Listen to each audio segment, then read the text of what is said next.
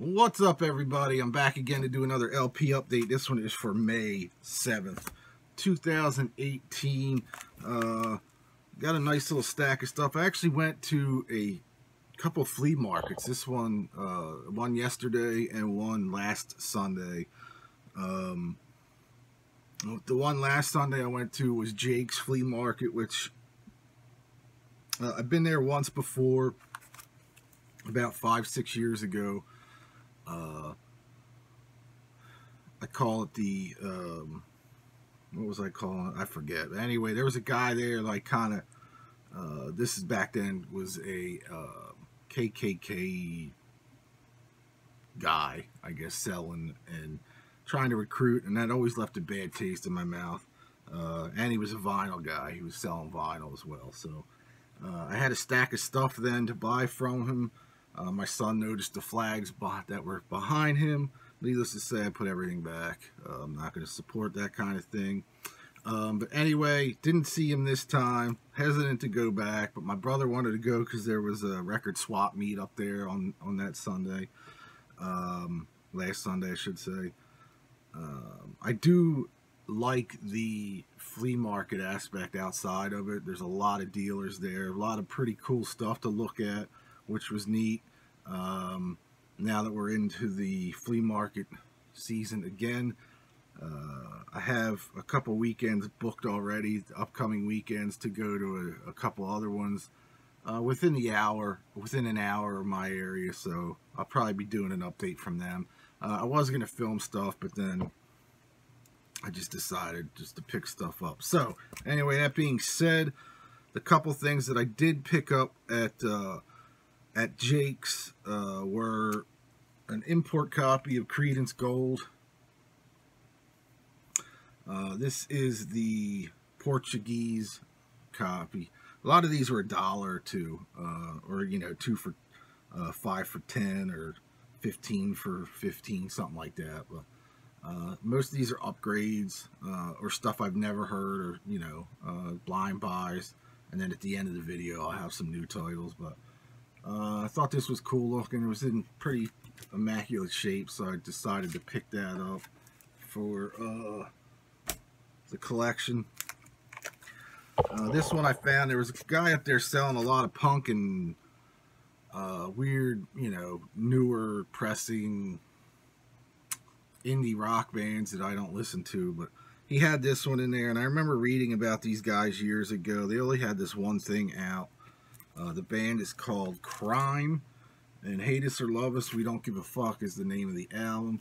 Unfortunately, it is a live record that doesn't sound real,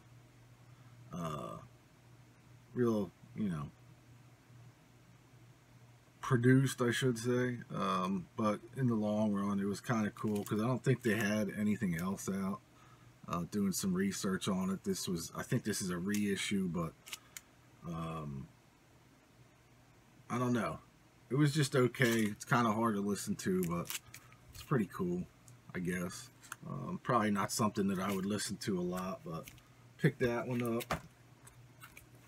And I guess the biggest find of the day for me, anyway, was original pressing of the. Well, actually, this is the second press of the Flamin' Groovies album. I always forget, Flamingo, I think. This was in immaculate shape. This is on Karma Sutra. I did pick up the reissue of this not too long ago, but I was happy to find a somewhat original. It's not a first, but I think it's they call it a 1.5, or I just call them a second pressing of it. But really amazing shape. I always loved this album, so I was happy to get this. I didn't have this on vinyl until recently. Like I said, I got the reissue, but pretty killer record. And then the rest were all like $1, or 5 for 10, or 5. I think one was 10 for 15 or something like that.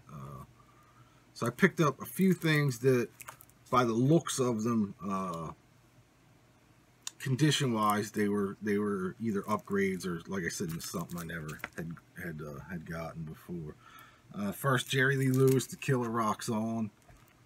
This is his album from, I think, 1970, somewhere around there. Basically his return to rock, because he was doing a lot of gospel stuff at this time. 1972, that's when this came out. So he does stuff on here like Chantilly Lace, I'm Walking, Me and Bobby McGee, CC Rider, stuff like that. So it was kind of a cool return to rock for him. But I got this out of a dollar bin years and years ago, and I didn't know. Like I said, it was only $1, but it was immaculate. Next up, one I never heard of. I mean, I've never seen, really. It's Aretha Franklin. Hey Now Hey, I think it's called. Yeah, The Other Side of the Sky. Never seen this or heard this one. It's on Atlantic. I'm not even sure what year. I want to say early 70s, but I could be wrong. Yeah, 1973. Cool gatefold. Don't really know too much about this record, but I love Aretha Franklin, so I'm curious. I didn't listen to this one yet. I have so much shit to listen to, it's ridiculous, but so I picked that up, so that's pretty killer. It's a weird cover. One I never heard of, I just blind buy on, what label was this on? RCA, Sweet Lightning. Kind of looks like a 70s rock thing. I can't remember. I didn't listen to this one yet either. Like I said, I just got a ton of stuff to listen to, but never fails. My phone cut off because I got a call. But anyway, Sweet Lightning, like I said, don't really know too much about them. I think the only reason I picked this up was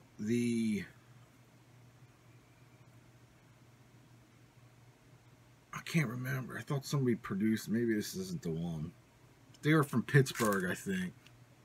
And that guy looks really familiar. I'm not sure, but I definitely like a 70s rock, straight rock band. But so I'll listen to that more.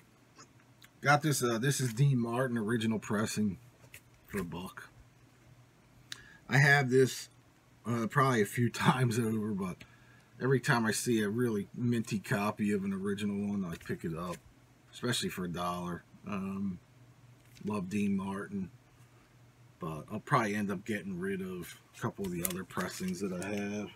I'm going through all my collection and kind of purging some of the common stuff. Very slowly, but I'm getting there. I have boxes of stuff to get rid of. So next up, Maurice John Vaughan, a generic blues album on Alligator. It was a pretty good record.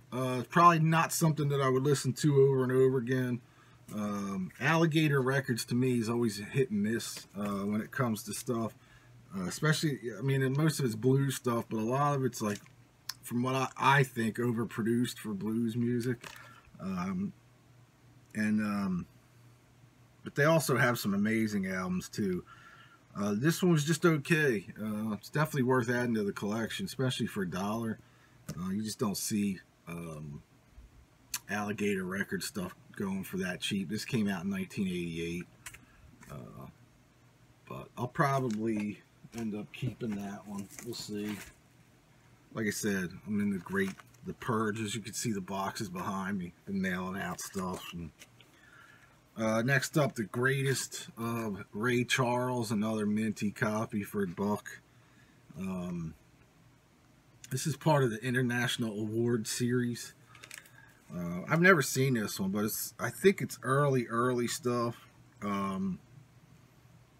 Because none of his real big hits are on here. But you got like Ain't That Fine, Don't Put All Your Dreams in One Basket, Honey Honey, Ray Charles Blues. So it's more of the bluesier stuff.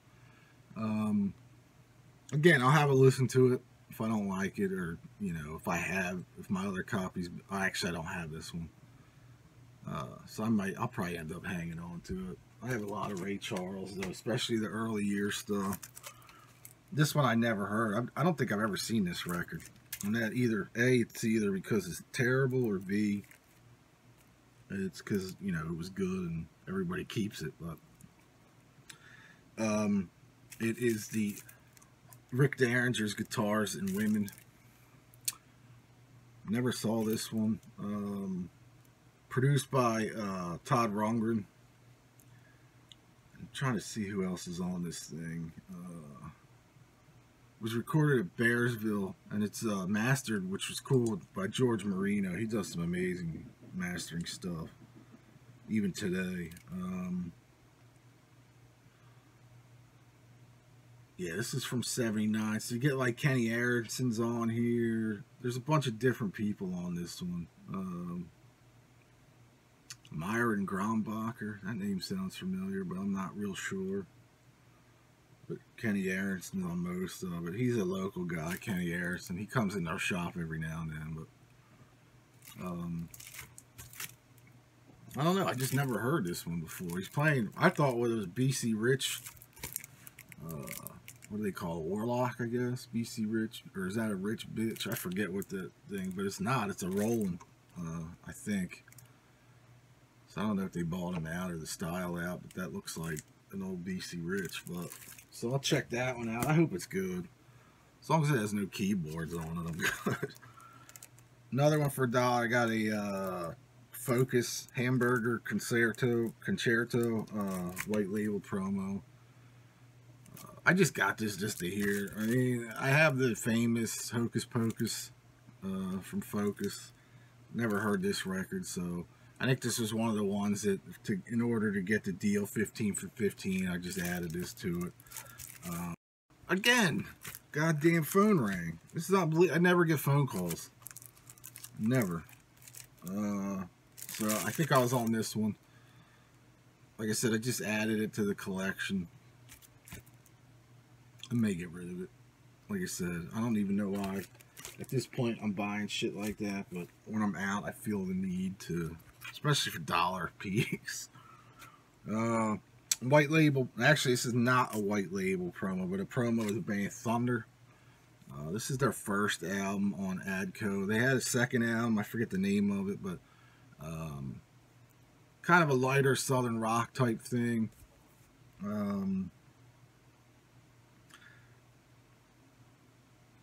This was, who is this? Again, mastered by George Marino. They're from Tennessee.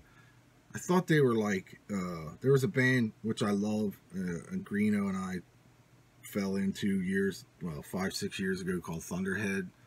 Had an album out in '75. For some reason, I thought this maybe, since this came out in '80, I thought maybe this was them again on a different label and just shortened up the name of the band, but it wasn't.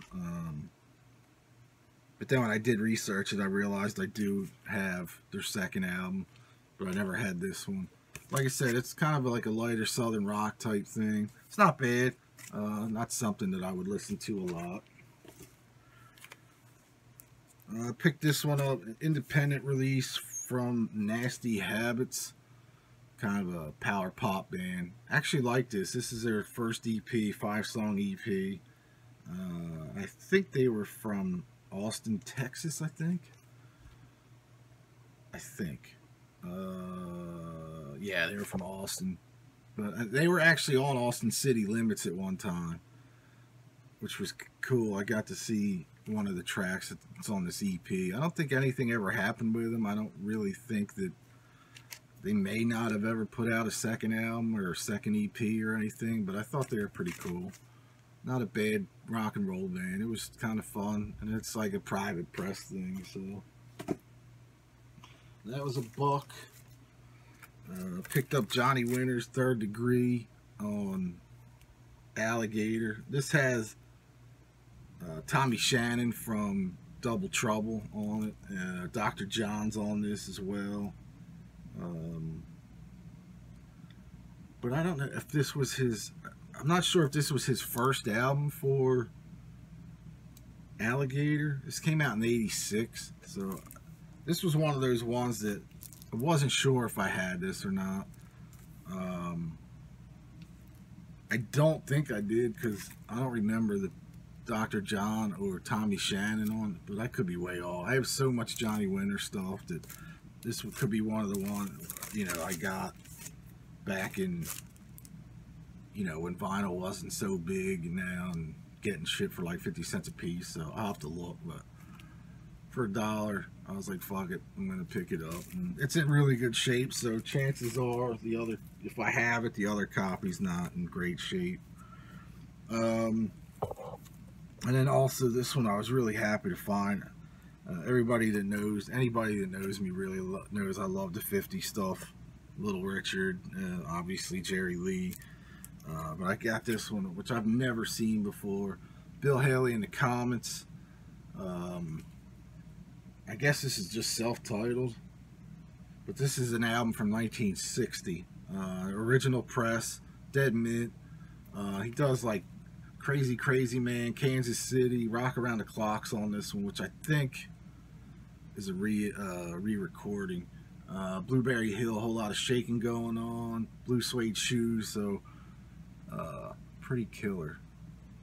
It's a really cool looking, I love that artwork. But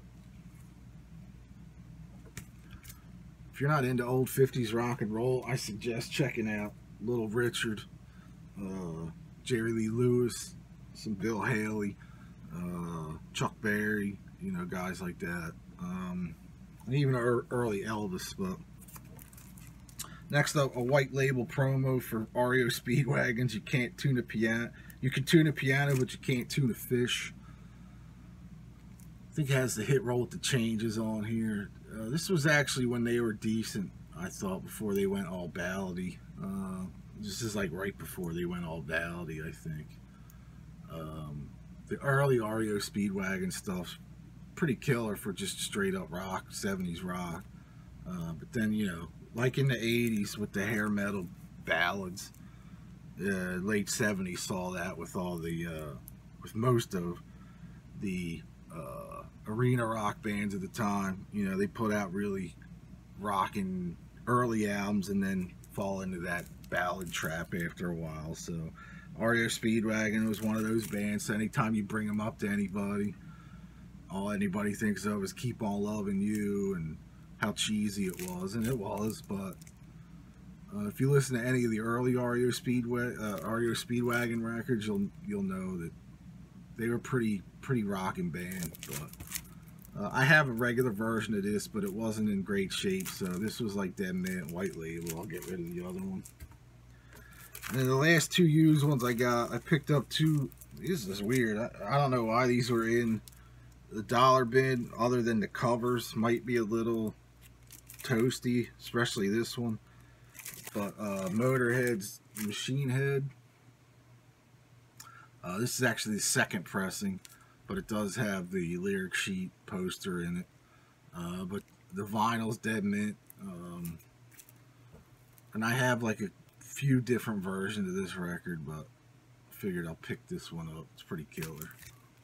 And the last one I picked up was Fireball. But again, the vinyl was in great shape, almost mint, but the cover was not so much. So usually when I see vinyl this cheap of something that's worth a little bit of money, you know, 7, 8, 9, 10 bucks, I'll pick it up.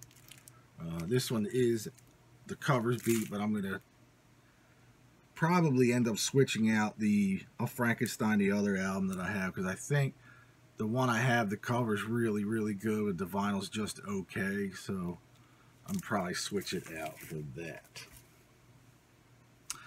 Oh, then the last one I picked up at work, used wise. Somebody brought this in last week. I thought this was awesome. Rose Tattoo, white label promo of Rock and Roll Outlaw, their first album here in the state. I think it's their first album anyway, but this is on Mirage Records and Atlantic Records. One of my favorite 70s bands by far. It was cool to get a dead mint. I mean, this thing is spotless promo copy of it, so was happy about this one. And it's weird with all the other stuff that came in with it, that you know wasn't hard rock or anything. this is in the middle of them. So pretty awesome. So I picked that up. Love this album. So I'm happy I got a promo of it. Now a couple new ones, not too many this week. 2 new ones, 3 new ones. Picked up the Cheap Trick on Top of the World 1978 live broadcast.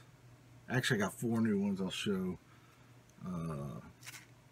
I forgot about the other one. This is from obviously 78, 2 LP set, black vinyl on Back on Black Records. Killer set. I've heard this show many times before, so I decided to pick it up on vinyl. Really killer pressing, 180 gram. Like this a lot. Really cool, I thought. And a couple that I did CD reviews of, individual reviews I got on vinyl this week. And that's the Lazy's Tropical Hazards. Really killer record. I like this album a lot. This is on Golden Robot out of the UK. And this is one of the only 200 copies on red vinyl, which I didn't know I was getting, which is fine. But it says on the back, limited units, limited red vinyl to 250 copies on red from Golden Robot, and the rest is black vinyl. Again, a nice killer Australian hard rock band. I like these guys a lot. I believe, like I said, this in my individual review, this is their 3rd album, I think. So I decided to get it on vinyl because I liked it a lot. But I would suggest people checking out the Lazy's. And lastly, I got this just in. I did a CD review of this. I was happy to hear this one. Mother Trudy. Independent private press too, from I think they were from Norway. I ordered this last Monday and it came Friday from Norway. Pretty awesome. 8 songs on this one. Really, if you haven't heard Mother Trudy, if you like rock and heavier rock and roll and some metals, definitely give these guys a shot. Check them out on YouTube. Really fantastic album. I like this a lot. I thought it was really good, and it was cheap. It was like 15 bucks for this. And like I said, it got here in 4 or 5 days, which usually takes about 2 weeks. I'm waiting on some other stuff that I ordered before this from overseas, and I don't have it yet. I don't have it yet. So definitely check out my individual review of the Mother Trudy record. Really liked this a lot. I thought it was a really, really good record. And then one last one I forgot about, actually. Brand new AC/DC title.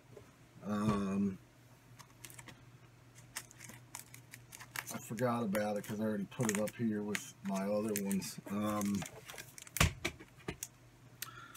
This is the Best of Live at Towson State College. 180 gram on Cult Legends record. I just love that cover. It was cheap. It was like 16 bucks. Something like that. So it's a show that I have, obviously, but me being a completist with, well, trying to be a completist with the AC/DC vinyl, I just had to get it. There's a couple new ones out there that you can get on Amazon UK. I don't know if this one's on there. I think it is, actually, but I don't think it's at as cheap as 16 bucks or whatever it was. But definitely worth checking out. Sounds pretty good. It's a live radio broadcast, so from 79. So you get on here Live Wire, Shot Down in Flames, Hell Ain't a Bad Place to Be, Sin City, Problem Child, Highway to Hell, High Voltage, a Whole Lot of Rosie, and Rocker. So pretty killer. It's a nice set. So I got some other ones that are tentative. I'm looking for cheaper copies because some of them are ridiculously priced. It seems like there's a drying up of some of the live LPs, but there's some new Kiss ones out there that look amazing. There's some Metallica ones from the old days that look amazing. So it all depends, I guess, where you can get them or find them. You know, I'd rather go to a shop and buy them instead of mail order, but sometimes that's the only way you can get them. But, you know, you pay shipping overseas is ridiculous, and even shipping from here to overseas is stupid too. Stupid price wise. I think it's $24.50 to ship one album first class mail over to like the UK or something. It's just ridiculous. So until they figure out a new way to ship at a cheaper rate, you know, a lot of this stuff I think is going to remain high priced, and hard to get, you know, harder to get. So we'll see. But like I said, there is some new AC/DC ones, not too many, I think a couple. There's a handful of Kiss ones, there's some Metallica ones out there. I think that Cheap Trick one's fairly new, but that's on Back on Black, so that's kind of easy to get. Well, easier than some of the other ones to get. And then obviously eBay, but some of the eBay prices are ridiculous as far as bootleg titles go. I guess they know that they're drying up somewhat right now, or they're just so super limited. Because I know there's some really super limited Kiss ones that are just ridiculously priced. I saw one for $400 for a 2 LP set of Tokyo, Japan, or some shit like that. That's crazy, but what are you gonna do? So anyway, that is it for this update. I will be doing, there's a ton more reviews coming this week and next week. I'm going to film another batch of reviews coming up. And then I think I'm going to another flea market this coming weekend. There's two that we want to check out. Me and my brother want to check out. One called Saturday's Market, and another one in Delaware, I think, that's supposed to be pretty good. So we'll see. If I decide to film from there, I'll show some footage. If not, I'll just show you what I picked up. But anyway, that is it for this update. I will see everybody next time. Talk to you real soon. Thanks again for subscribing and watching. Click that thumbs up button, and I'll see you next time. Peace.